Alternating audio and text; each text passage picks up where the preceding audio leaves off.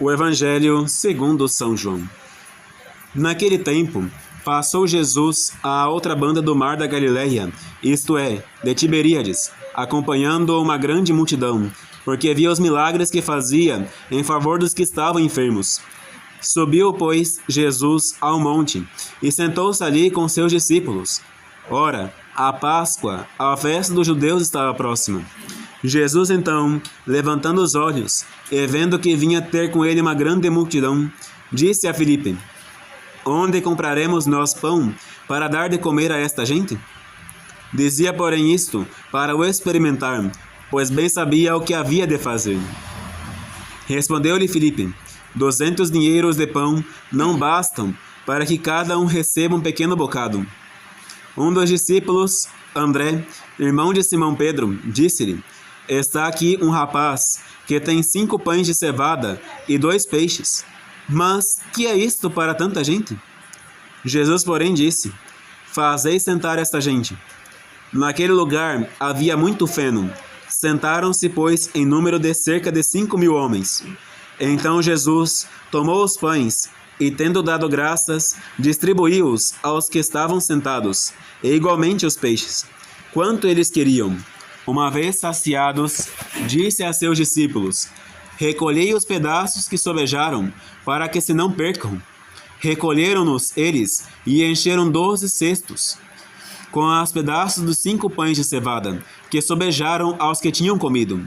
Vendo então aqueles homens que o milagre que Jesus fizera, diziam: Este é verdadeiramente o profeta que deve vir ao mundo. Jesus, porém, sabendo que o viriam arrebatar para o fazerem rei, retirou-se de novo, sozinho para o monte. Ave Maria, cheia de graça, o Senhor é convosco. Bendita sois vós entre as mulheres, e bendito é o fruto de vosso ventre, Jesus. Santa Maria, Mãe de Deus, rogai por nós, pecadores, agora e na hora de nossa morte. Amém. Louvado seja nosso Senhor Jesus Cristo. Para sempre seja louvado nossa Mãe Maria Santíssima. Em nome do Padre, do Filho e do Espírito Santo. Amém. Podem sentar-se um pouco. Hoje, nós estamos no domingo letário, quer dizer, alegria. Domingo da alegria, domingo da alegrai-nos. Neste dia, a igreja usa, no lugar do roxo, o rosa, não o branco, porque o branco é uma festa mais solene, encarnação do Verbo, São José, Páscoa. Nós, todavia, ainda estamos no ápice da Quaresma. Não estamos em época ainda de uma grande festa. Mas, neste domingo especificamente, a igreja nos coloca este termo para nos inspirar a alegria. Neste domingo, que é o meio quase que exato da Quaresma, nós estamos nos aproximando da Páscoa. Mas ainda temos tempo de jejum para fazer. E a igreja nos coloca aqui este momento para dizer as palavras de nosso Senhor: Suportai mais um pouco, e logo conseguireis um prêmio muito maior do que vos está preparado. Quando nosso Senhor estava no caminho daquele mar da Galileia, eis que se aproximou dele uma grande multidão. Nós reparemos bem, aquela região que nosso Senhor estava era uma região quase que inóspita. Não haviam grandes pessoas ao redor, não haviam cidades ao redor, e mesmo que a cidade mais próxima tivesse pães suficientes, não haveria dinheiro para comprar pão para 5.000 pessoas, fora mulheres e crianças que acompanhavam nosso Senhor. Nós vemos ali nosso Senhor no lugar deserto, no lugar sem dinheiro, sem cidades próximas e sem capacidade de comprar pão para tanta gente, porque, de acordo com o apóstolo São Filipe, não havia mais do que 200 dinheiros, que era o que eles tinham para alimentar 13 pessoas, os apóstolos e próprio nosso Senhor. Então nós vemos o que nosso Senhor preparou para aquele ambiente. Ele, sem ter mais do que 5 pães que o menino trazia consigo e 2 peixinhos, multiplicou para 5.000 pessoas, e ali sobejando também para as mulheres e crianças, comeram até fartar-se, e ainda sobraram 12 cestos dos restos. Algumas pessoas hoje em dia, neste tempo que nós estamos, em que tudo deve ser natural, não existe nada de sobrenatural, Afinal de contas, o homem moderno é um homem que está além, muito além daquilo que Deus criou. Nós já não temos mais tempo de pensar em Deus, dizem eles, entre aspas. Nós vemos que eles colocam aquele milagre de Nosso Senhor como se fosse uma coisa natural, como se as pessoas escondessem comida para ir ao encontro de Nosso Senhor, e quando apareceu a oportunidade, ficaram tirando pãozinho debaixo da túnica. Primeiramente, não era somente um dia que eles estavam ali com Nosso Senhor, eram 3. Segundo, reparemos bem a situação. Se as pessoas de fato tirassem alimento de seus vestidos, como dizem os naturalistas, não deveriam sobrar 12 cestos, mas cada um levaria o suficiente para si, e não pensando no seu vizinho. Terceiro, reparem no final do Evangelho. As pessoas se admiraram, por causa que, mesmo que eles houvessem levado alguma coisa para comer no caminho, não restariam 12 cestos cheios, porque afinal de contas, eles comeram até fartar-se. Eles não comeram um bocadinho, eles não comeram um pedaço de pão cada um, comeram até se fartar. E isso é um sinal de que houve de fato algo sobrenatural. Nós, como cristãos, não devemos pensar do ponto de vista natural. De fato, nós temos que trabalhar para conseguir nosso sustento. Deus mesmo colocou este castigo a Adão e a Eva. Trabalhareis para juntar com o suor do seu rosto o alimento de sua casa. Todavia, nós temos, como cristãos, a graça conosco. No século XIX, não muito tempo atrás, no século XIX, São João Maria Batista Vianney morava numa cidade pequena chamada Ars, distrito de uma cidade maior. Eis que naquela cidade, uma cidade pequena, como eu disse, que havia muito poucos habitantes, mas que todos trabalhavam, chegou um dia, não havia mais trigo, não havia mais batatas, não havia mais nada nos celeiros. Era um celeiro público. Todos ali podiam ir e pegar seu alimento, trocando por alguma moeda, por algum dinheiro. Mas naquele celeiro estava totalmente vazio. E as despensas da casa também estavam, porque chegou um momento de fome na cidade. Eis que então aquele pequeno padre, cura de Ars, chegou no celeiro e, com toda a devoção que possuía em sua alma, pegou uma imagem pequena de Santa Filomena e um pequeno cordão de Santa Filomena e colocou num lugar alto naquele celeiro. Ali as pessoas fizeram oração e depois, saindo do celeiro, o cura falou: voltemos amanhã. Eis que no dia seguinte, quando chegaram às portas daquele lugar, quando abriram as maçanetas, pulou para fora trigo em abundância, para não faltar para nunca mais. Se fôssemos de fato tementes a Deus, não teríamos somente trigo em abundância nos celeiros que abastecem nossa cidade, mas teríamos trigo em abundância para alimentar tantas almas, teríamos muitos padres, teríamos muitas fiéis. Afinal de contas, a nossa fé cristã nos lembra que nós somos trigos. Nós somos trigo e seremos um dia recolhidos no celeiro.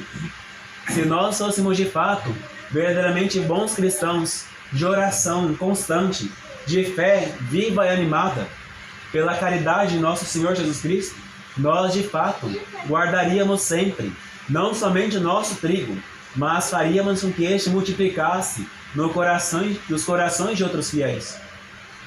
Muitas vezes nos falta coragem do cura de Ars, que viveu tão próximo de nós, e que se fôssemos olhar para ele, não passaria para nós de um padrezinho pobrezinho, que não tinha mais do que ofertar para nós do que alguns gravetos de seus braços. Todavia, este grande santo, mesmo que não fosse um homem forte e vigoroso, dá para nós grande exemplo de devoção para com a Virgem Maria, nossa mãe, para com nosso Senhor Jesus Cristo e para com o santo de nossa especial devoção. Se nós fôssemos de fato tementes a Deus, conseguiríamos que nunca faltasse nada em nossa casa quando colocássemos em primeiro lugar as coisas do alto. Muitos exemplos temos para dar deste cura, mas muitos também falariam: ah, mas isso faz muito tempo. Não, nós temos mais de 200 anos de separação entre nós e aquele padre. Coloque um exemplo mais próximo de nós. Eis que uma crônica, não de um santo, mas da ordem seráfica, nos conta o seguinte caso. Havia numa região muito montanhosa da Itália um convento, e este convento era bem afastado da cidade. Os padres saíam cada semana para mendigar o sustento semanal, e quando voltavam com sacos com alguma comida. Chegou, porém, um inverno muito rigoroso, e a neve cobriu a todos até o pescoço. Não havia como passar. Hoje em dia nós temos, é claro, em países com muita neve, aqueles carros que liberam a estrada da neve.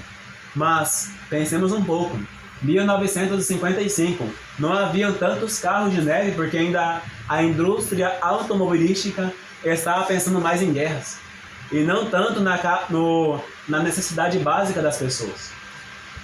Pois bem, pensemos um pouco, aqueles frades não teriam com que se abastecer por semanas, até a neve derreter.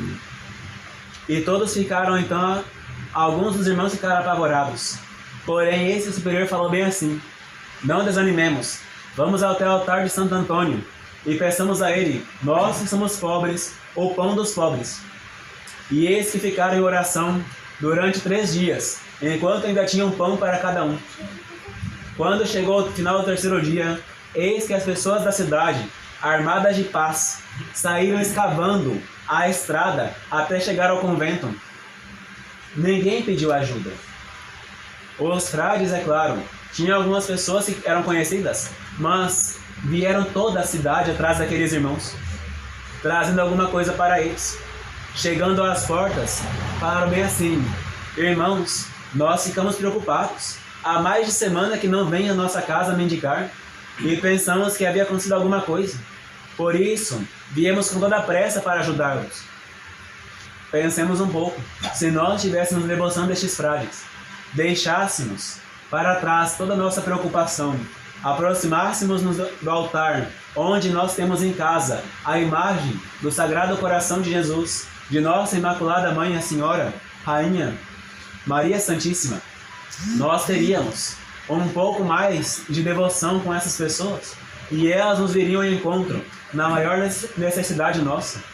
Todavia, nos falta muitas vezes espírito de devoção. Lembremos-nos um pouco que diz o introito de hoje: letare, alegrai-vos.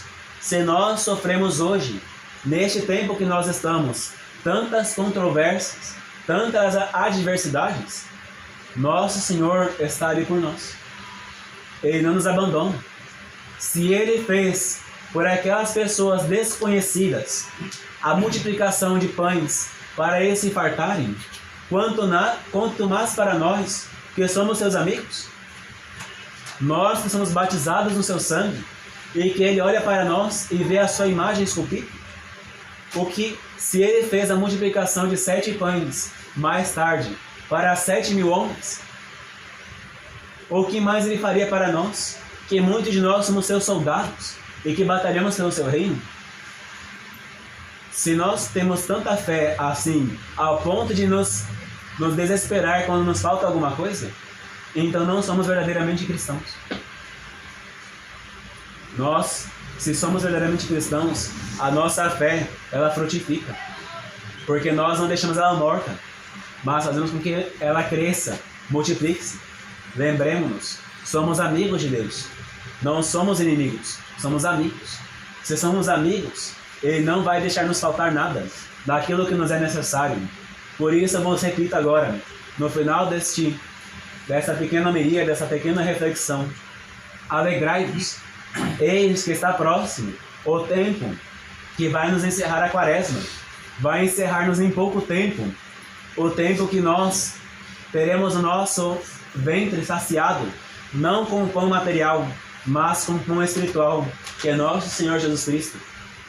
Rezemos agora, com muita fé, além do Santo Credo, o fim dessa Santa Missa, para que nós tenhamos em nosso coração uma fé viva, animada pela caridade, vivificada pela esperança, nutrida com o sangue do Cordeiro que desceu em nossas almas no dia de nosso batismo e que permanece enquanto nós desejarmos e enquanto nós quisermos.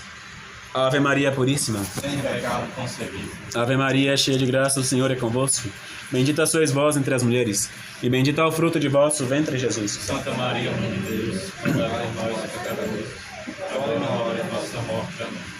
Em nome do Padre, do Filho e do Espírito Santo. Amém.